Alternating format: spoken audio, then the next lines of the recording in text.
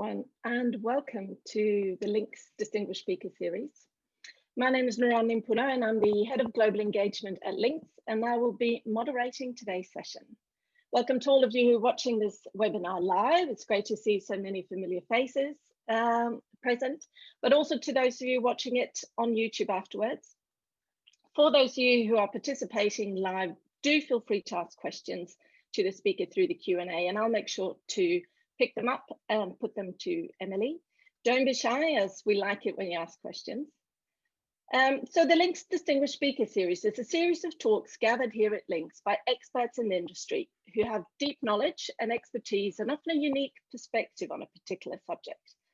And it is my great pleasure today to introduce the speaker of today, Emily Taylor.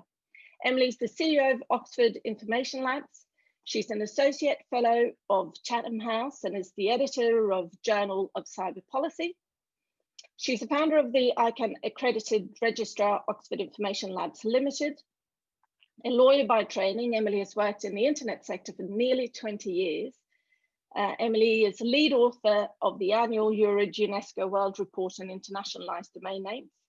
Other research interests include ICANN and internet governance, privacy and social media disinformation, emerging technical standards, such as 5G, digital divide issues, including gender and language.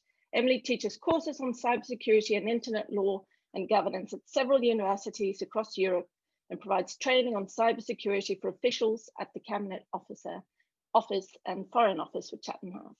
Emily is a sought-after public speaker and moderator internationally and a regular commentator on technology issues in news and broadcast media, including BBC and Sky News. And Emily will be speaking about a topic that has received a lot of attention over the last year, new IP. And I think Emily is particularly suited to talk about this topic, given her background and her research into it, and also her deep knowledge in the subject. So the name of her presentation is New IP, China's project to make the new internet standards. You must ask the right question. So without further ado, I will hand over to Emily. Please, Emily, the floor is yours. Noorani, thank you so much for inviting me here today for that great introduction. My mother will be very proud, and I'm delighted to be working with you again and also with the London Internet Exchange. Now, let me just try and do the first challenge of sharing my screen. I hope you can see that, the slide.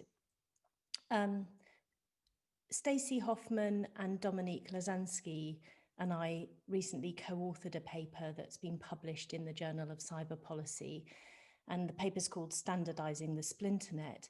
It describes how multiple proposals from China across multiple study groups within the ITU could fit together as an alternative internet architecture.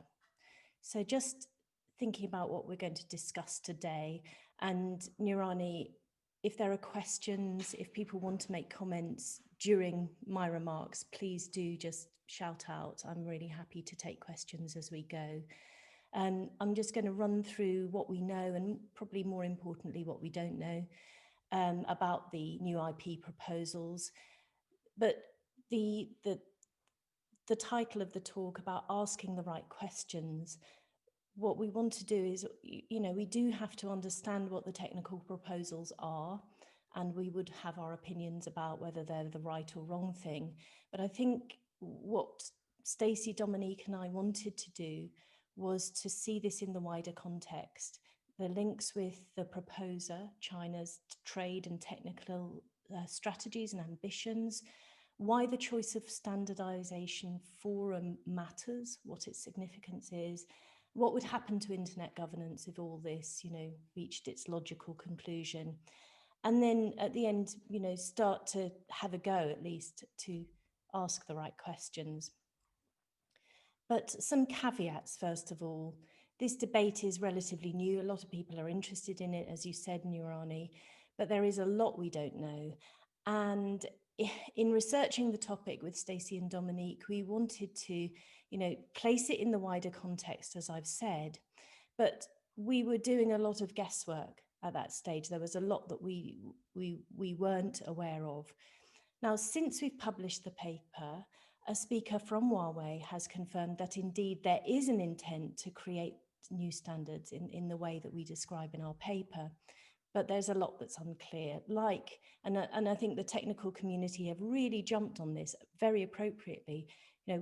What does the implementation even look like? What the extent of the test beds or proofs of concept acknowledged by Huawei really are? Would it even work? Could it fragment the internet? Will anybody take any notice of it? Or is it just another one of these policy chimeras, which as a thread in this increasingly doom-laden, catastrophizing narrative that seems to beset our discussions about the internet these days? What this session isn't is as important as what it is, and it's not about China bashing. Olaf Kolkman, who's a good friend to many of us of this Internet Society, recently said at a Chatham House event, China is a place where innovation and investment is happening. If new ideas come out, we should embrace them and ask what is the impact on the evolution of the internet. The provenance of those ideas should be no reason to reject them, and I fully support that point of view that Olaf expressed there. Let's just start with, so what's wrong with the internet? I came across this in an interview recently, this quotation. I was hopeless with the internet. I didn't even like it. I thought, what an annoying thing, it's doing all these terrible things. But the minute I got into lockdown, I've lived with the internet. We've seen family, we've talked, we've laughed, we've joked, we've done everything. That was Camilla, the Duchess of Cornwall, not in The Crown, but in a recent interview, media interview. And I think that she speaks for a lot of people of her generation who have discovered the wonder of the internet during lockdown. And of course, I don't need to say to this audience that it is the lightweight, open, interoperable protocols which are the building blocks for this digital revolution. Familiarity can sometimes blunt our sense of wonder, but even 10 years ago, 20 years ago, it would be impossible to imagine that technology could support work, social interactions, communication, family, friends, and key services during a global pandemic. And despite a 30% increase in traffic during lockdown, the internet has been there. It's held up for us, it's supported us. But of course, this rapid, messy technological advancement is imperfect. Western government tech companies do not always have the cleanest records on issues like mass surveillance, respect for privacy. As we've seen, first mover advantage, which is so important in many markets, in technology, often translates to just mind-boggling levels of concentration. How can it be possible that two companies control 99.75% of the global market for mobile operating systems? That's just one example. There are many others. Half the world still remains offline, a little bit less than half the world. And access issues such as linguistic diversity, you mentioned this, Nurani, in your introduction. I've been working on linguistic diversity in domain names for 10 years, and very, very few people are interested in this. They're not mainstream enough in the developed world. And we need to reflect on that. Open systems like the domain name system and IP addressing are also, of course, vulnerable to security threats. And it could be argued that some multi-stakeholder internet governance processes have been slow to take that seriously or to take effective leadership in that regard. So when you bundle up the West's perceived failures in dealing with the internet, you can very quickly lose sight of the internet's successes.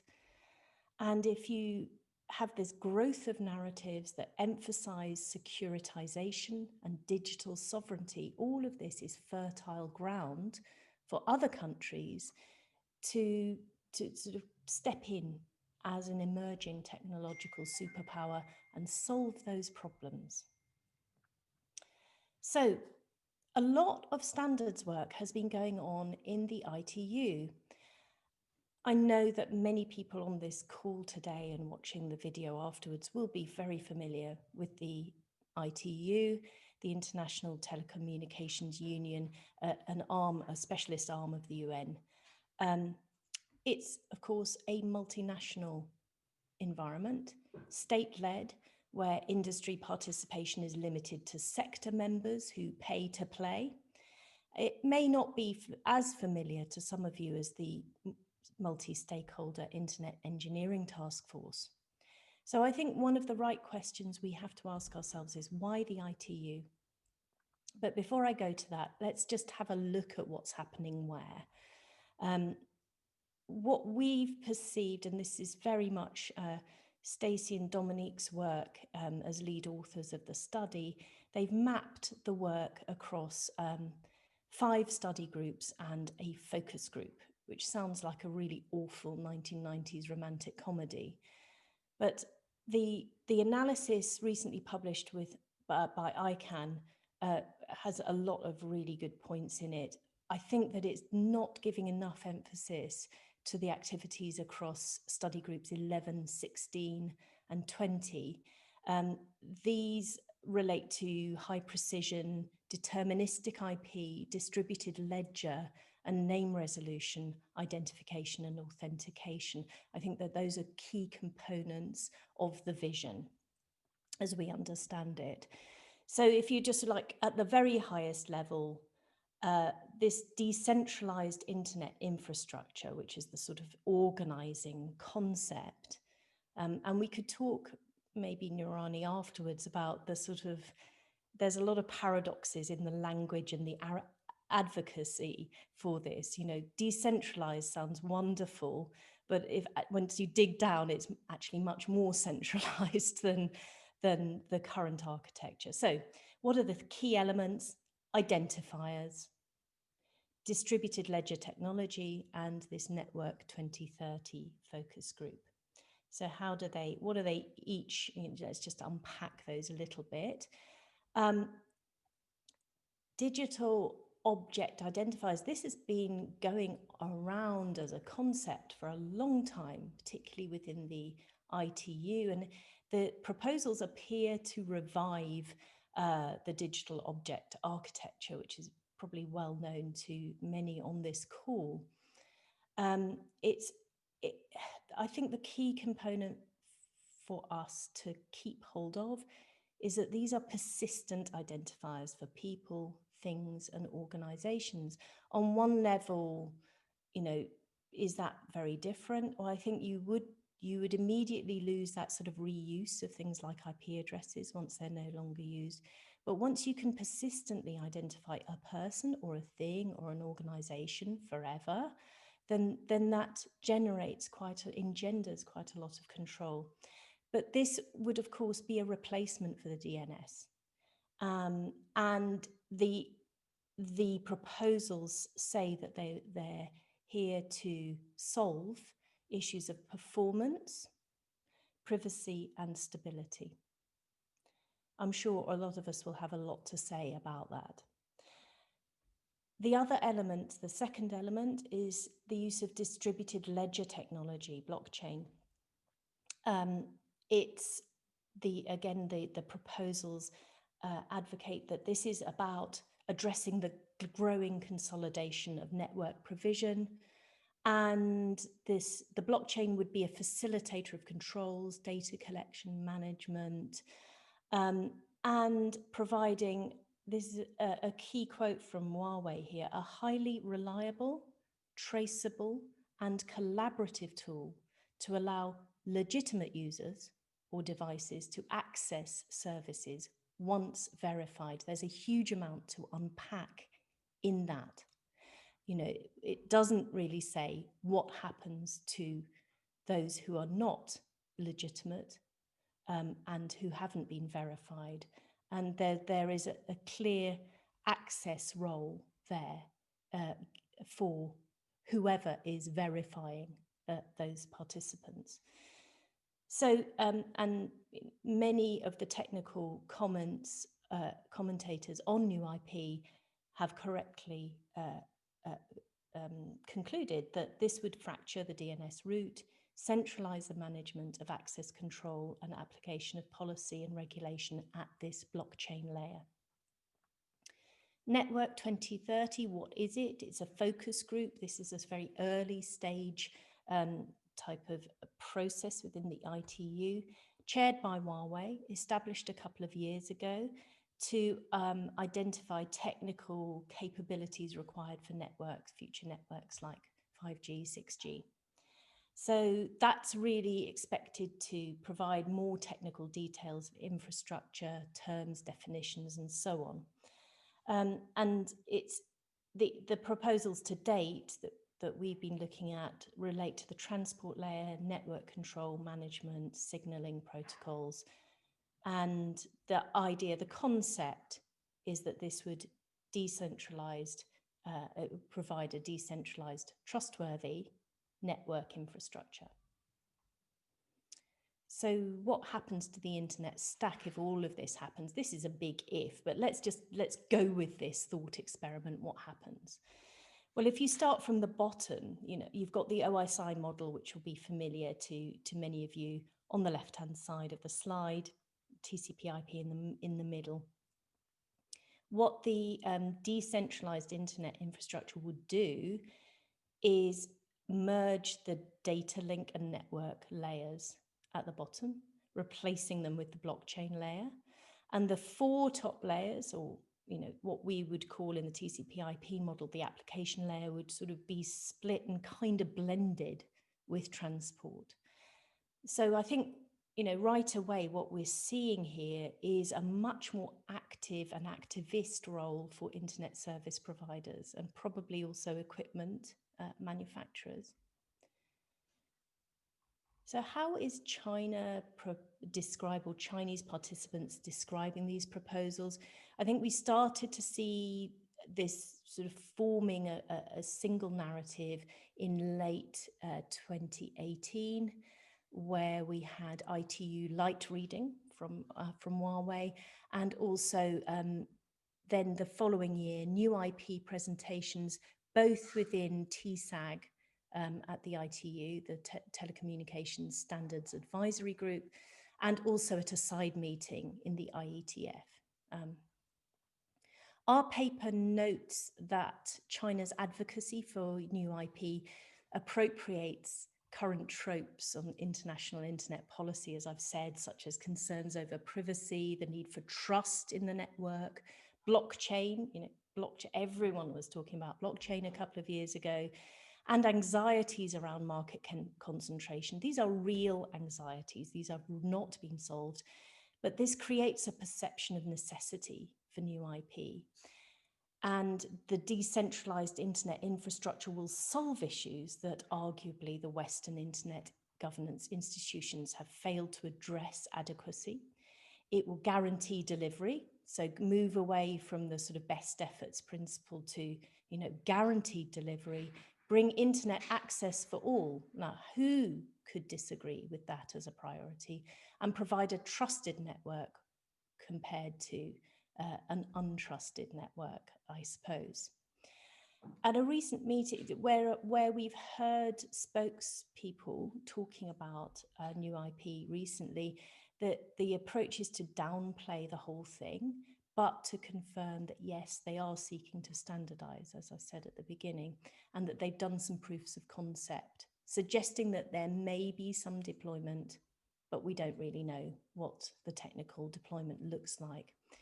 Recently, at the Chatham House Cyber 2020, the academic Liu Jinghua described new IP as having the potential to narrow the digital divide. So there you have the development aspect at the fore, help other countries share in the resources, and as a, quotes, reaction against current trends against Chinese tech companies. Part of the overall backup plan, what do we do if other countries are trying to exclude China from the internet. So there you have a view of new IP as a sort of a defensive posture, something to protect China from perceived aggression from the West. Now, at the beginning, I wanted to try to place this in the context of China's wider ambitions. And I wanted to just continue the journey to find the right questions. So I think that these will be familiar. The Belt and Road, opening up a digital Silk Road between China through Europe, China's generosity over the last 20 years in building out technological infrastructure in developing countries, particularly sub-Saharan Africa. But another important aspect is China's strategic alignment of standards, technology, and trade strategies domestically. So Chinese delegations have become among the largest participating in standards bodies, not just ITU, but IETF, ISO, IEC, Huawei, China Mobile, China Unicom, Alibaba, ZTE, all heavily involved on the industry side. Chinese nationals also hold key leadership positions across standards organizations and other international organizations, whether at director level, vice chair, rapporteur, and so on. We don't think that's accidental. I mean, every country will seek to promote its own objectives. But at the same time, what we're seeing is that participation from the West in standards organizations, particularly the more marginal ones like the ITU, by Western countries and companies have declined. So sector membership, for example, in the ITU has dropped from 650 members from the West to 188 over the past 20 years. That's a statistic from Dominique. Domestic legislation in China also seeks to streamline local, national, regional standards into a single national process. And China is investing significant resources and embedding standards development within numerous arms of the state in a way that we've not really been able to see across other democratic countries. So China's Standardization Administration body has overall responsibility for standards across the whole of China, and national strategies encourage Chinese participation in international standards organizations, and this is a key element, to adopt international standards based on China's actual conditions or needs. And I think this brings us on to why the choice of forum matters. Many in the tech community have been pretty unimpressed with the choice of ITU as the home for new IP. Why, this seems obvious to ask, why not the IETF, where work on updating several really relevant standards is ongoing and has been for several years? Well, Stacey, Dominique and I don't think that the choice is accidental. And I was interested to hear a US speaker at an IGF session last week to describe this process as an example of forum shopping. Of course, as I said, the ITU is multilateral government-led, so I think ideologically that would fit with a more authoritarian worldview. But one of the things that I think I've really come across in my conversations with people in the tech community is I'm struck by how little familiarity many of them have with the real detail of these proposals in the ITU study groups. It's a different world, and many of the West's key tech participants are active. That said, of course, a lot of them are active in the ITU and providing, highly skilled input. But I think the strategic point, I don't think has really been adequately ingested, is that under World Trade Organization rules, it is unlawful for countries to ban technology equipment built to standards development developed within the ITU. So it's unlawful to ban equipment that has standards developed in the ITU, also ISO and IEC, and I think that is a key element. What would happen, just as an aside, to internet governance if these proposals took off? Well, in a nutshell, we wouldn't need a lot of the organizations that we have at the present time. A lot of the multi-stakeholder, industry-led organisations so familiar to us. Maybe you'd retain W3C, but ITU pops up a lot.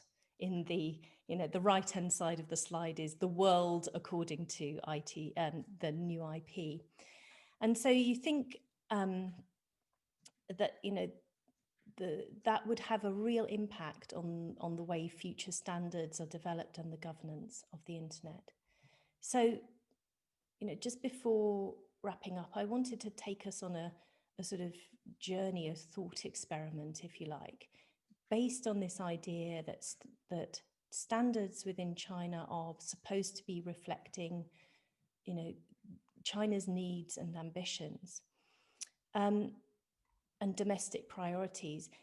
I'd like to just spend a moment as a thought experiment on social credit. This was first posited in 2008, implemented since 2014, and the vision, it just sounds sort of I think to Western eyes or to Western ears, very like a Black Mirror episode, a dystopian future where everybody is rated according to their behavior. And once you start to fall below a certain level, your life will start to disintegrate. The ideal is there, the policy is announced. It covers not just individuals, but companies and government bodies as well. There are examples of it operating in practice, but the experts say it's much more like a patchwork at the current time, with local systems working differently, supplemented by unofficial private versions. And, surprise, surprise, there's always an implementation challenge. When you have a grandiose vision, implementation is often a challenge. But what if you wanted to implement social credit perfectly at the domestic level, maybe even export it? Well, there are a number of problematic elements with today's internet infrastructure that would stand in your way. You'd have to eliminate anonymity, as we call it, by creating persistent identifiers that attach to individuals and devices. As I've described, I think new IP does that through the digital object system. You also have to manage the risk of people fiddling with their social credit scores or manipulating communications in transit. And this is where I think the blockchain layer comes in. It's in Huawei's layer words, it will provide a highly reliable, traceable and collaborative tool to allow legitimate users or devices to access services once verified, as we said. You would also need to ensure that your domestic ISPs are on side to enable seamless data sharing with central government. And a lot of the advocates and key movers in this system are from the state-owned ISP community within China. You'd also need to make sure domestic equipment providers are on side so that the potential is there to export it to like-minded countries. And Huawei has been, is in many cases the poster boy or girl for these proposals. And finally, or the last two elements are that you'd have to ensure that the new tech doesn't suffer from bans or trade blocks, which must be very front of mind given the last 2 years with 5G and Huawei. And I think the choice of forum is really key there, and its interaction with WTO rules. And you also have to empower those ISPs so that they're not dumbly managing traffic or connections in the way that's familiar to us, but they strengthen their gatekeeper role so that they can verify people. They're sitting at one of the ends of end-to-end encrypted communications. So, we all might be letting our imaginations run away with ourselves. And there's a huge amount of uncertainties there. But what we see is that if you put all of the study group activity together, it could enable that. So there's been a lot of discussion about this, and it is important to ask the right questions.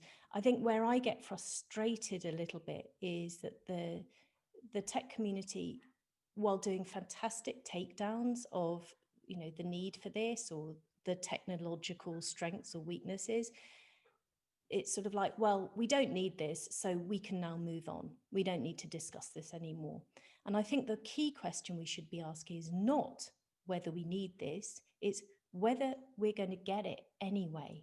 And I think the answer could well be yes, but not in a sort of grand switch over, but a sort of salami slice approach where you're just nibbling away.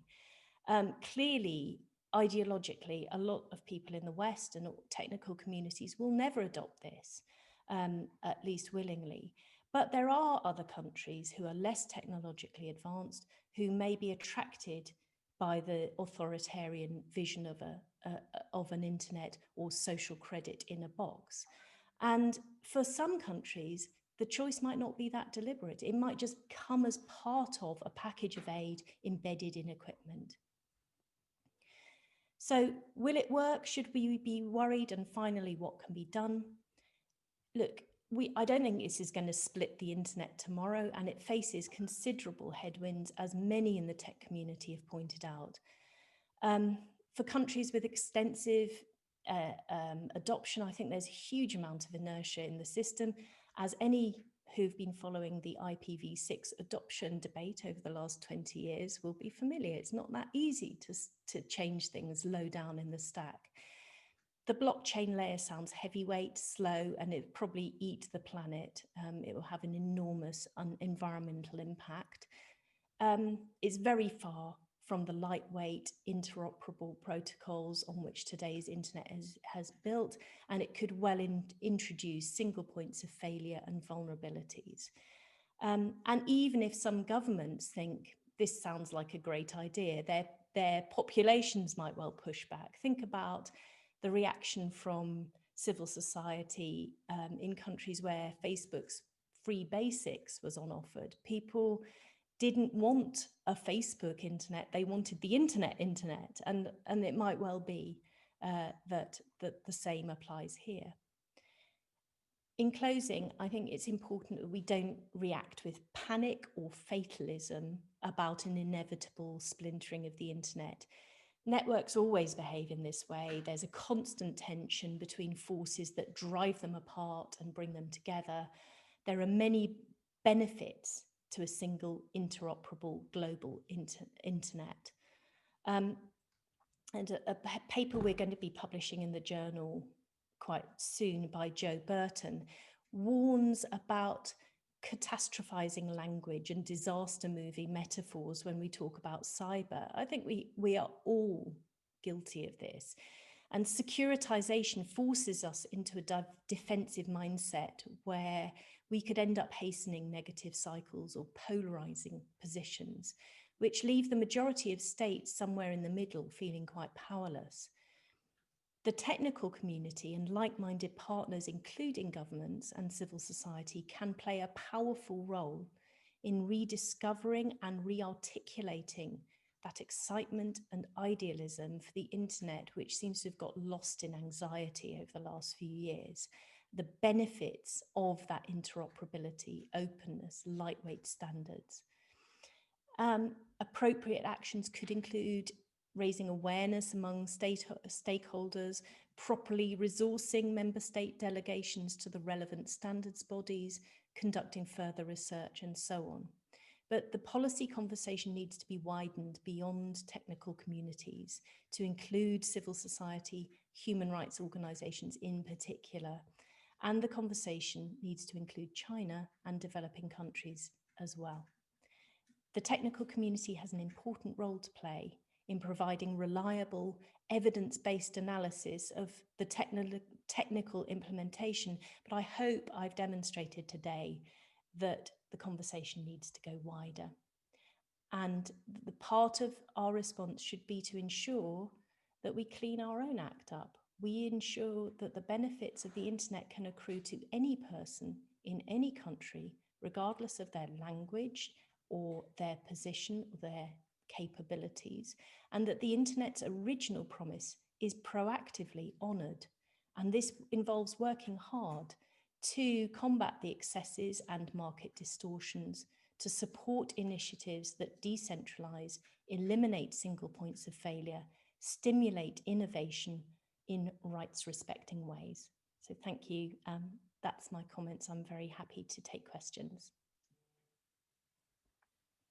Thank you so much, Emily. That was a very insightful talk. I see that there are questions in the Q&A, so I will get to those. But I just wanted to pick up on one of the points that you made throughout the presentation, that the technical community, and rightfully so, was very quick to jump on it on this and explain why this wouldn't work and then dismiss it and sorry, want to move on. And you make the point that the conversation needs to be broadened to involve policymakers, civil society. So how do you see this play out in the coming years, and what do you hope to see the conversation turn into? Well, I hope that we will, I have a lot of sympathy for the tech community point of view. I think it's, it's obviously technically sound to say this isn't needed. A lot of the issues that are supposed to be addressed by this can be addressed in other ways without re-architecting the whole thing. And, it will split the internet. We have to kind of guard against a really, jumping ahead of ourselves and assuming the very worst. But at the same time, and I think that a lot of this relates to what's been happening internationally over the last 4 or 5 years, is that there's been a weakening of the sort of unity of like-minded countries, and inevitably into that gap you create a vacuum, and we need to re-find that resolve and that unity across different stakeholders to tackle and understand the different points of view, not just in a defensive way, but I hope a reaffirming of a lot of the benefits of the original internet. That's what I would hope. But you have to play offense and defense at the same time, I think, and not just sort of sit there and go, well, would it be so bad if the whole thing split? I think it would be very bad for a lot of people who are living perhaps in countries which don't have the benefits of the internet at the moment and could well do with them. Indeed. I want to address some of those things, but I see that there are good questions in the from the audience. So Marco Holgewoning, who works for the RIPE NCC and who's actually written a very good paper on this that you can find on the RIPE NCC website. I put it in the chat as well. He says, you mentioned the involvement of a couple of China's main carriers, and obviously and ideally standardization should be driven by industry needs and demand. We've also seen several large industry groups such as Etno and GSMA come out saying they don't see the need for a new IP. Now, obviously, this is a global dialogue, and given the current geopolitical situation, is it possible to come to a view of a global market and reach consensus on which standards are needed to serve that global market? Or would you expect that we'll drift more into regional views like the early days of mobile with GSM versus CDMA? Oh, thank you very much, Marco, and also compliments for your excellent paper on this and excellent analysis. And as you say, Etno has also written very well on this. And we're starting to see that mobilization of industry groups. Yes, you're quite right. You can't really standardize without the involvement of industry. And just because certain countries' industries are involved, one shouldn't immediately jump to conclusions about this. I think where I was hoping to sort of just draw the relevance is if you are merging things like data link and network layers, if you are placing a lot more sort of decision making in ISP type of roles, quite good to have to have that involvement, if for nothing else than an implementation journey. But yeah, I think probably like many of us, I feel quite reminiscent for the days when we would all be saying, well, let's try and keep politics out of tech. Let's get on with building out this network, getting its benefits to as many people as possible, and working across political divides. And for me, this is still some of the most exciting elements of being involved in this area in internet governance, is you are sitting down and talking to people who, in a politicized environment, you would never get to sit down and talk and build trusting relationships with. The technical communities still have those really long-term trusting relationships across political divides. And this is the time where we need them more than ever. At the same time, we should not be naive. and so it's a difficult role to play, and one that involves us in tuning our political antennae without getting overwhelmed with paranoia or suspicion. Very difficult role to play, but I think that the technical community's traditions of getting stuff done, getting the gaffer tape and WD-40 out and just making stuff work is really a benefit, and I think we need to re-strengthen that as much as possible. I think that's also the challenge in some ways, in that so you mentioned Olaf Kolkman at ISOC, and he talks about these different players for different layers, and the multi-stakeholder model needs to involve all these different players, but of course there also needs to be coordination. If you want to have good multi-stakeholderism, there needs to be coordination between these, and the technical community has an important role to play by providing technical clue and expertise, but they also need to inform civil society and government in order for them to play their role. So yeah, I think completely agree, Nurani. And I was talking to a colleague who's very active and knowledgeable in the human rights law environment, and we were discussing how while the technical community's jumped onto new IP and is getting its head around what the proposals are, other really key communities, in my view, are not yet sensitized to this and to the risks for their own objectives. And I think part of what the technical community can try and do is to do that translation and get key stakeholders involved, informed, and also bringing their perspective, because on one level, the most dismissive level that a tech person could have is like, this is all a load of rubbish, I'm not even talking about this for another 5 minutes. But it's sort of, then the risk is that the tech standards work continues within ITU, and that if we deprioritize ITU as a waste of time, we're not there to make sure that that the other sides of the argument and a robust process is followed. We also need to really challenge ourselves on the effectiveness of our own multi-stakeholder activity. I think it's often used as a sticking plaster, as like, well, this very, very difficult policy thing, it's not so bad because we've got multi-stakeholder, but we have to really challenge ourselves to keep making multi-stakeholder more effective. It was supposed to be faster moving than intergovernmental processes.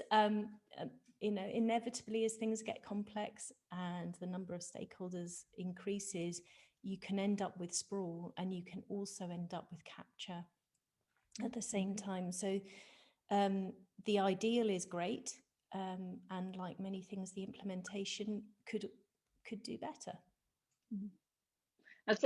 Thank you for that. That's I completely agree with that. I see a good question from Jim Reed that I think others might also be wanting to dig a little bit deeper into. So he says, I'm not sure the Chinese approach to new IP is defensive. For one thing, their approach to SDOs, plural, tends to be aggressive. Rubber stamp this.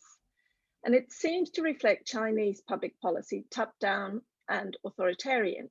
Do you think what China is doing is an attack against the internet's bottom-up multi-stakeholder governance, or an attempt to reshape these in line with China's world view? If it's only to formalize a Chinese internet inside China's border, why push for that at ITU-T and elsewhere? Yeah, great question, Jim, and thanks for that. I'm not going to pretend to know the answer to your question, but I think that it's a very good approach to try to think about, well, what could it be?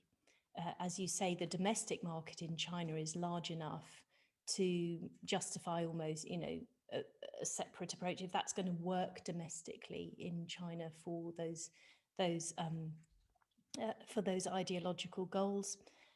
Why bother to make it international? I think that's a really good question. So I think that there are suggestion would be that there are a couple of things there. One is, the fit with things like the Made in China strategy 2025, where China's really trying to move itself from imitator to innovator, to be a domestically, not just self-sufficient, but really coming forward with innovation in a way that we haven't seen before. This could potentially be a platform. Of course, if you're standardizing things that you've already done, or your carriers or your domestic industry have already done, that can give you an advantage in trade. As I said, the interplay with WTO rules, with ITU, and of course ISO and IEC is relevant here to my mind. And I think that sometimes we in the West underestimate the number of countries who would be quite attracted to the way China does the internet, who didn't get it together in time to do a great firewall or equivalent, who maybe lack the technical capabilities to do that. But when they're, so for example, building out a smart city, what we quite, an example from our paper, Saudi Arabia has entered, I think, 35 contracts with China to build out smart cities. And the general run of things is that part of those sort of deals includes the supply of technical equipment. So what if China is actually able to use the standardization, prevent themselves being blocked from trade, but also export, if you like, a social credit in a box to like-minded countries? Interesting.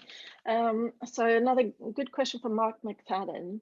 Nations have a natural tendency to promote and regulate technology in their self-interest. China is but our example for today. So some predictably see the ITU as a forum to express their self-interest. If that leads to extremely diverse implementations and regulations, how do you avoid federations of similar friendly nations and their separate nation necks?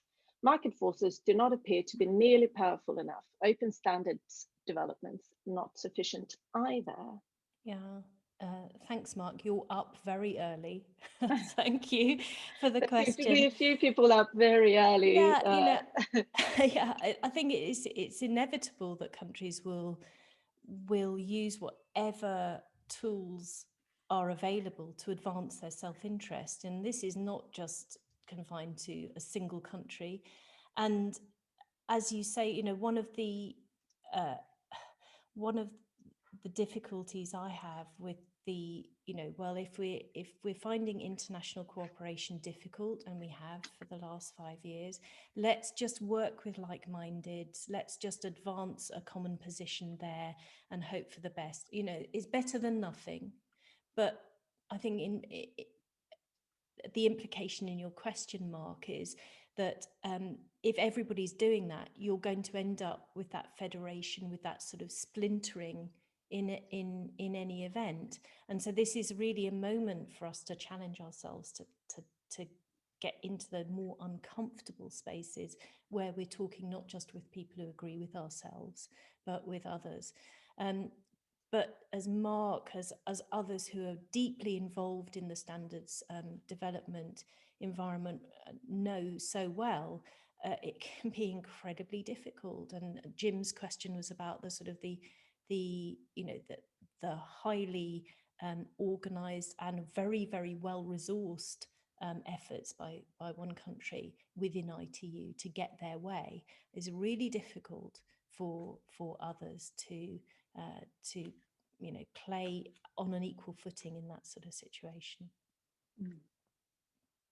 I think there are a lot of questions, and we are close to coming up to the hour. I just want to say, turned out that our timing of this webinar was quite good, following on from the IETF 109. So I think some of the people who are calling in from the US are doing so because they are maybe on the 18th hour of participating in other events.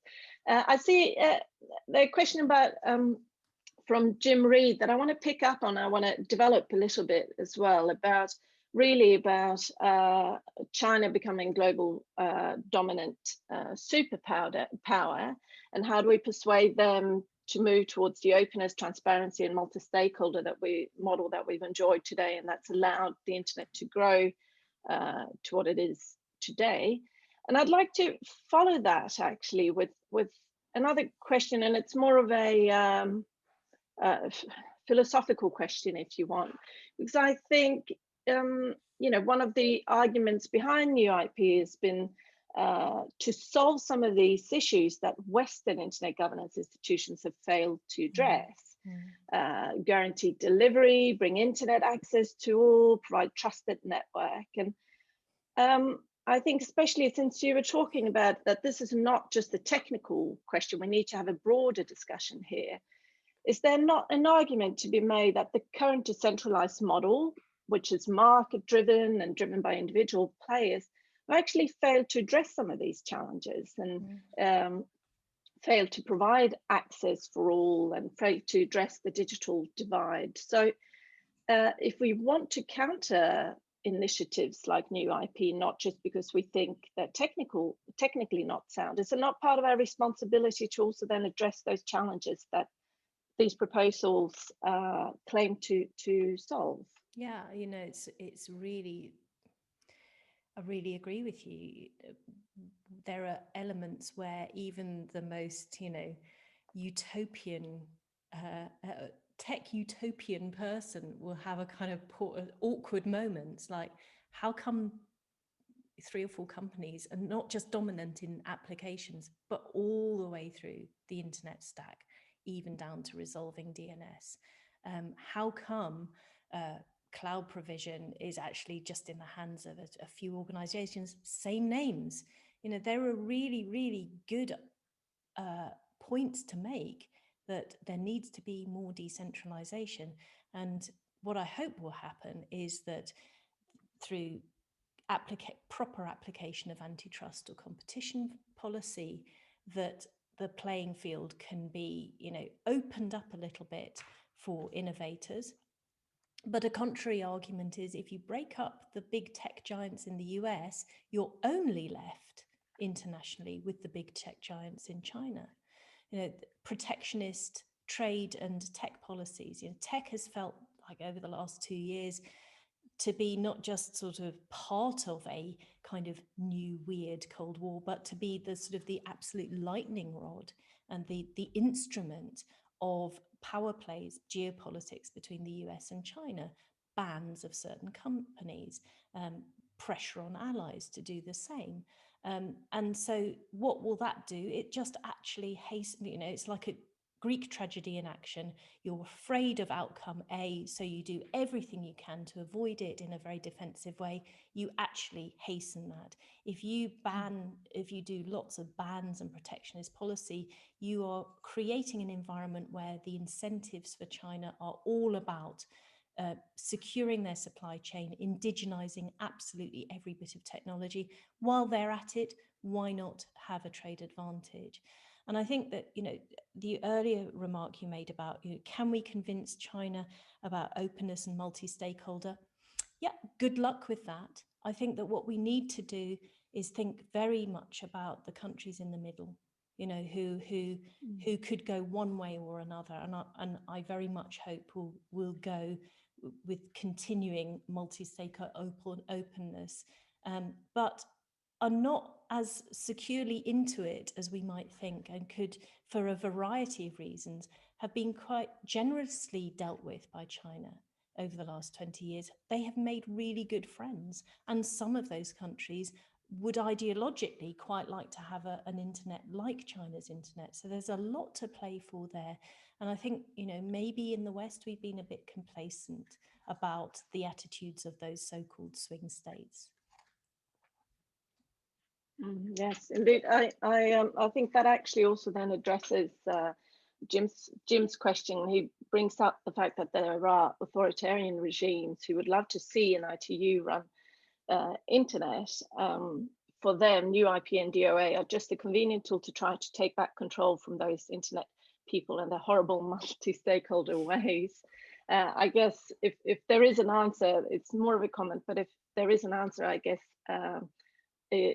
those are some of the countries that we need to actually engage in and have a dialogue with. We are coming up to the hour, but I will read to you 2 final questions, and I will put the challenge to you to try to wrap those 2 questions into your final remarks, even though we don't have many minutes to do so. So Marco Hooggewoning again, and another one. We see them. Sorry, Nurani, I've just lost your audio. Name changed towards Future Vertical Communication Net G11, where a note was added saying it wasn't about the internet. In your view, is it even possible to define the internet or internet protocols in such a way that you can make the distinction and say this is the internet, needs to go to SDO X versus this can be done by Y, because it isn't the internet? And then I see Anne Rachel as well. Inez, she says, hello Nurani, hello Emily, thanks for a great talk.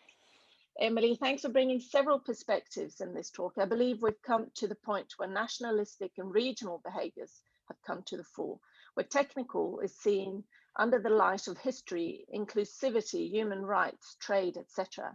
It is important for the technical community to also look at those layers to make sure that we can still explain the internet and how we can help all those layers. And also, how is new IP different from ID 2020 going forward?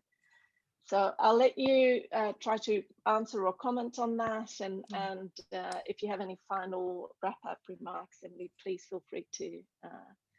Thank you, Nurani. Thank you, Marco and Anne Rochelle. And your questions make me wish that we were all together.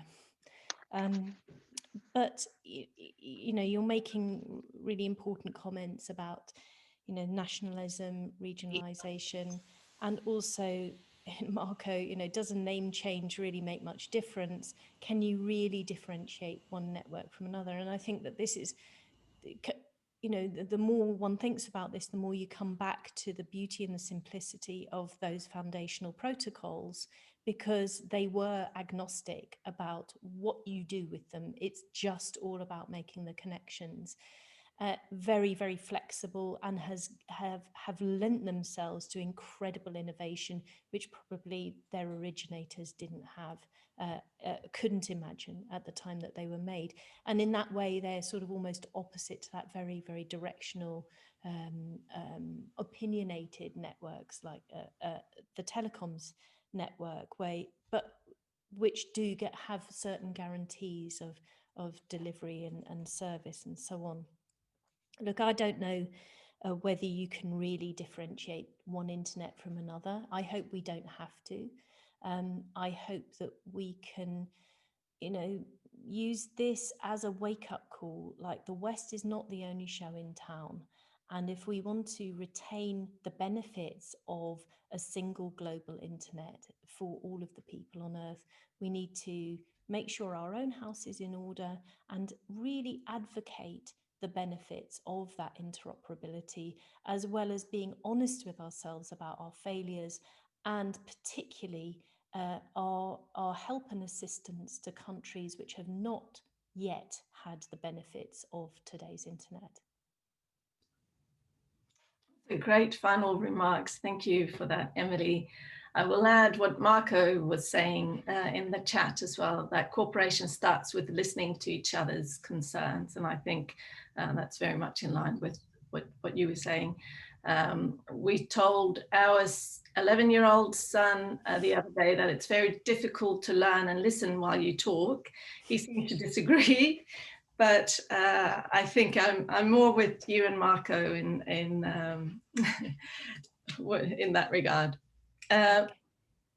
I just want to say thank you so much for this very insightful presentation, Emily. I think it covered a lot of ground, and it is a very complex issue, and you did an amazing job in covering all the different aspects of it.